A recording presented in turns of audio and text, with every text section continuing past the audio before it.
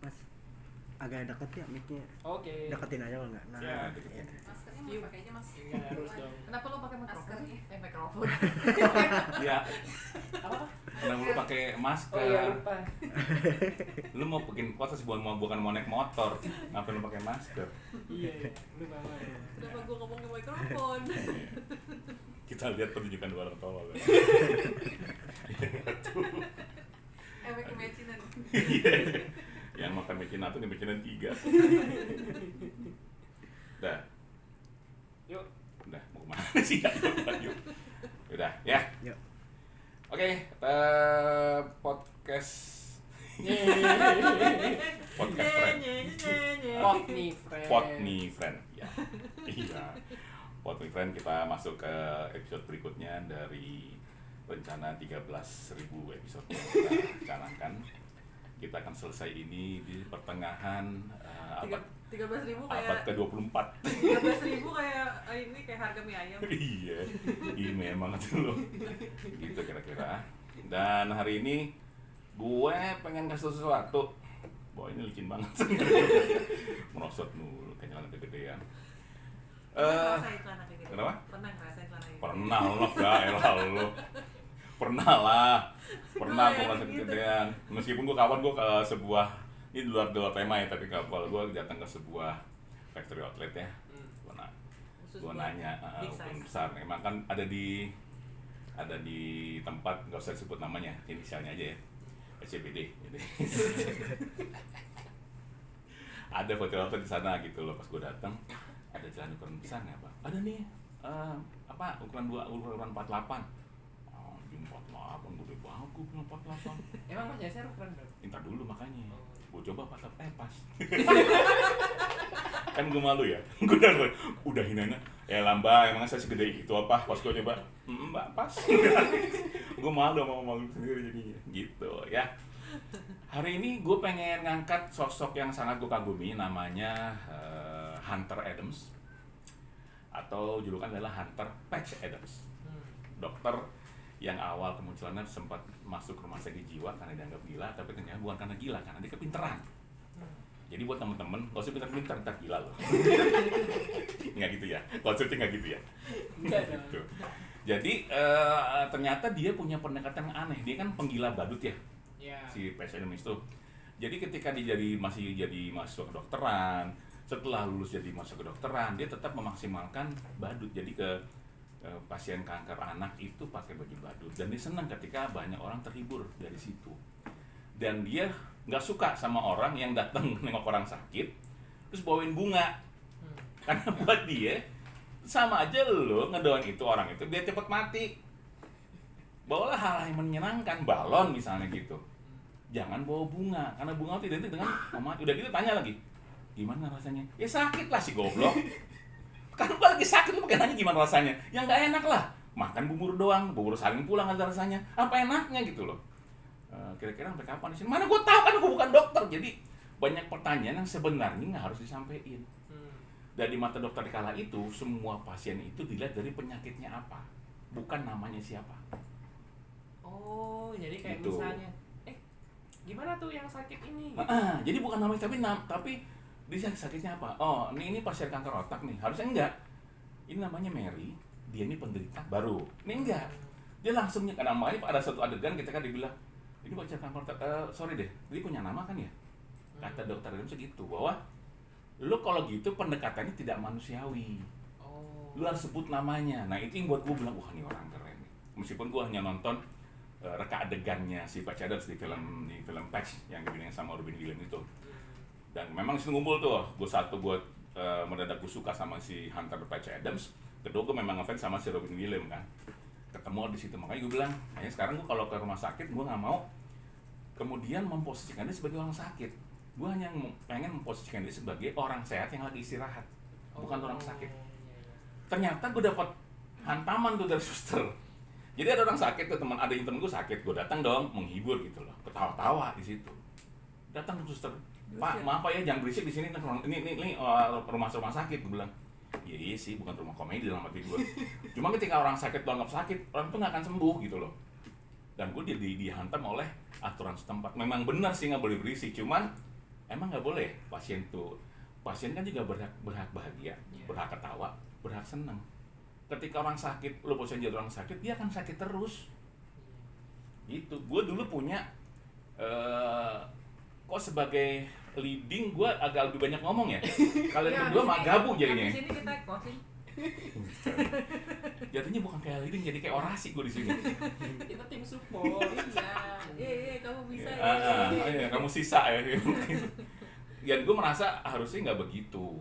Cuman kan kenyataannya memang begitu. Satu-satunya rumah sakit yang tidak pakai di namain rumah sakit, cuman rumah sakit yang di arah Menteng, yang dikelola sama LSM, yang menyalurkan dana umat, namanya Rumah Sehat. Gue kesana dan semua pasien di sana tuh gratis. Gue datang ke sana pas lagi liputan waktu itu, dan dibilang di sini memang kita ngambil rumah sakit, jadi kita bilang rumah sehat. Dengan harapan datang ke sana itu jadi sehat, bukan tambah sakit. Itu mungkin yang perlu dicontoh konsepnya. Kalau sekarang kan enggak.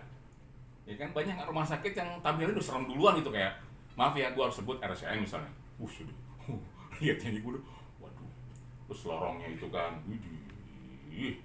Udah gitu gue nonton TikTok waktu itu kan ada satpam rumah sakit di jalan nyanyi-nyanyi karena ketakutan. Ternyata lagunya dia salutin sama cewek. Jadi dia nyanyi, ada yang ikut nyanyi juga, langsung kabur satpam. Gue mau kalau gue jadi satpam, astagfirullahaladzim, gue mau milih pingsan daripada lari. Karena kalau lari pasti lama gue lari, mendingan pingsan kan. Gue nggak minta apa-apa kalau gitu kan. Apalagi abis lari pingsan lagi. Nah, kan jadi nyusahin ya. Terus gue pas gue pingsan, gue dimasukin ke rumah sakit. Sama aja dong mau ke mana-mana. Kira-kira gitu. Nah, gue sih berpikir bahwa harus ada perubahan revolusioner. Di dunia medis dengan pendekatan untuk pasiennya untuk lebih senang. Salah satu adegan yang juga menancap di benak gua adalah ketika ada satu orang ibu sakitnya katanya nggak bakal sembuh. Ditanya sama si pasien, ibu maunya apa? Saya pengen berenang di kolam spaghetti. Dan ternyata pasiennya harus bikin kolam kecil, isi spaghetti biar si ibu tadi bisa berenang. Ada satu kakek, bapak mau apa? Saya pengen berburu di Afrika. Nggak mungkin lu sakit-sakit ke Afrika kan? Dia bikin binatang dalam bentuk balon, dan si bapak tadi dikasih pistol buat nembakin balon tadi itu, dan itu dianggap sebagai sebuah berburu di Afrika. Kreatif apa enggak? Buat gue kreatif. Banget sih. Nah, kira-kira pendekatan kayak itu mesti dimiliki. Cuma memang selama ini kan bukan merendahkan kaum dokter ya. Kan dokter ada yang menganggap orang ya pasien, nggak ditanya sakitnya apa gitu loh. Enggak, jadi pendekatan itu yang mungkin kurang. Gue nggak nyalain dokter karena mungkin dia tidak training untuk masalah itu. Tapi sebenarnya lebih dibutuhkan oleh masyarakat, pasien khususnya adalah pendekatan kemanusiaan, bukan pendekatan medis pure. Pendekatan medis pure digunakan, oke ditanya, datang dia langsung nanya ke ininya, pasiennya, diambil data di depan ranjang tuh. Bapak kurang ini, lu nggak sebut nama dia loh. Kenapa nggak sebut nama dia? Kenapa pas? Halo Bapak, apa kabar hari ini? Sambil baca kan enak. Dia kan nggak datang langsung ngambil apa-apaan itu, yang isinya rekornya si pasien tadi. Dan buat gue, menurut gue pribadi, menurut gue ya, kalau lu nggak menurut nggak apa-apa sih. Artinya adalah dia menganggap pasien tadi sebagai objek, bukan manusia. Kalau gua takut, atau kalau kata lu berdua, kalau lu dulu deh. Berarti ini dong, pelawak sudah jadi dokter gitu maksudnya. Ya nggak gitu juga. Solusinya menyudahkan ya lebih. Ini kadang-kadang podcast bunuh orang dulu. Tuh, yang psikopat siapa? Bukan gue. Lu memancing orang jadi psikopat jadinya. Pelawak jadi dokter. Marilah kita psikopat bersama-sama. Jadi ya harusnya dokter juga pakai pendekatan humor sih untuk pasiennya biar pasien tadi nggak stres. Tapi masalahnya sekarang gini. Untuk dikit. Nah, Sekarang lu menganggap leher lu ada di dagu soalnya. gue kelewatan nih barusan. Makanya putar balik. Kenapa gue gitu ya? Tadi habis makan apa aja gue? Iya, tapi kan sebenarnya kalau gue meneliti nih, ya bukan meneliti sih, mengobservasi gitu, banyak orang-orang yang dia sebenarnya happy-nya bukan dari humor, Tapi gitu. dari yang lain-lain gitu. Ya. dan dia berumur panjang karena itu gitu. Jadi menurut gue sih nggak mutlak gitu bahwa humor itu Gua nggak bilang itu satu-satunya loh. Iya, menjadi pengobatan medis. Salah satu gitu. iya, tapi yang bukan satu-satunya. Bahkan mungkin ya banyak lah kan pelawak-pelawak yang juga dia dikelilingi oleh orang-orang yang lucu gitu, tapi ternyata Dia nggak bahagia.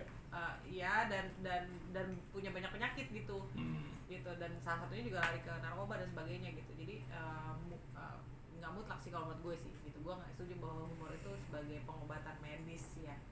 Gitu. Tapi kalau mungkin sebagai pengobatan mental tetap nggak setuju sih. Gue lebih setuju dengan pencegahan iya mungkin.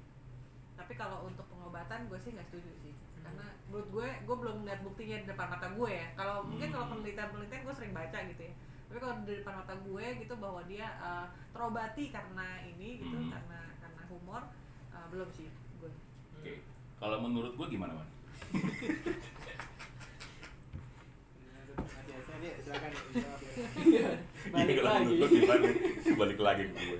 Salah ngomong kayaknya. Ini saya sebagai orang yang berpengalaman sakit ya waktu Oh. kecil. Oh, cerita kita. Iya. Berata nama ya. Bener-bener. Harusnya ganti. Iya. Harusnya ganti nama. Iya. Makanya kayak bini gue bilang, gue kan kerjanya mukanya mikir mulu. Makanya namanya kan Yasser Fikri kan. Kata bini harus diganti Yasser jadi Yasser Holiday. Jadi diganti liburan mulu, kata gue nggak ngaruh. Yasser Holiday. Ya Nggak enak, Holiday. nggak enak bener tuh nama gue bilang Yasser Holiday. Malu nggak ya kalau ke beli apa mie setan, mie, Iya. mie gitu kan dipanggil ya Sir Holiday. Iya. Atau kalau di rumah sakit tuh, Iya, di rumah sakit. Bapak Yasser Holiday, apaan holiday? Orang gue ke rumah sakit gimana liburan? Kadang-kadang ngajak ribut. Iya gimana? Lu malah ngomongin nama gua. Saya berpengalaman tuh